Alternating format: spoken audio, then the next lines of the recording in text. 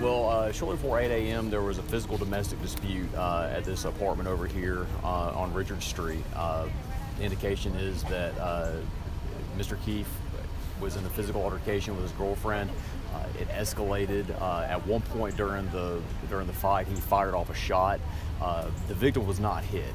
She does have, some injuries like bruising from being hit, but she did not, fortunately suffer a gunshot wound or anything like that. She was able to get away. She called police, and that's when we arrived on the scene. We set up a perimeter. Early on in the process, we did see David Keefe. He walked out and then walked back in, so we knew he was in the building.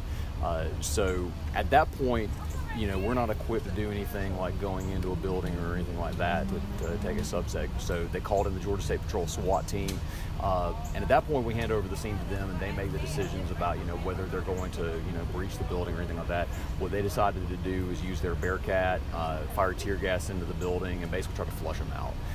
He actually stayed in the building for a fairly significant amount of time with the tear gas in there, and then he came out, gave up without incident. EMS is evaluating him now, obviously because he was breathing a lot of What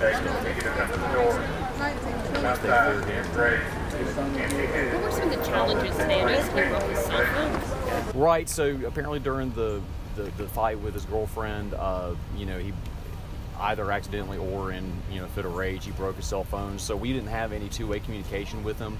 At first we were kind of shouting into him. We got on the loudspeaker. I don't know if he was shouting anything back to them or not, or if he was just not, communicating. But obviously communication was a big factor. The Georgia State Patrol, a member of their SWAT team, is a negotiator, and he, was available to try to negotiate and surrender, but there wasn't a good way to. He never had a hostage situation. This is termed a barricaded subject situation, and obviously that's a much, less dangerous situation than a hostage situation, just because there's not anybody in danger inside of the building, so you can afford to wait a lot more and wait for the subject to give a piece. No shots fired. He only fired the one shot. Believe it was only one shot this morning with his girlfriend. He never fired on police. And what are some of the charges he could be facing? Well, obviously aggravated assault, against his girlfriend for firing the weapon, and then a lot of domestic charges are possible off of that, depending on what the investigation shows. And then, obviously, beyond that, we haven't determined charges yet, but resisting police and things of that nature. Awesome. Anything else you can say or get across for our viewers at home? We're just really happy that this was resolved peacefully. Obviously,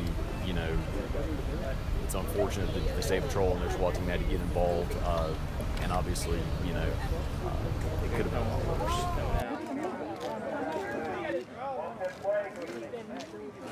There he is. He's coming after the paint. He's seen they knocked it down. What's up, Dave?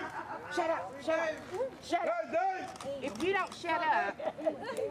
Who said shut up? Who said shut up? It's a free country. I can take whatever I want. Hey, man, lay down, man. Stay like that. Stay like that, man. They got. Here we go, man. Been waiting this fucking long to get them out the fucking house. Look at him like there. No, they're out the house right now. They're having one smoke on and shit. Now right now I see them living on the floor. I had to call my mom. He's a strong man to stand there with all that tear gas. That's why he come out. No, they opened it. They locked that door. He know they was just come in. I'm glad to go. Man, I'm going to fuck my brother. I'm past this shit. They'll let you go.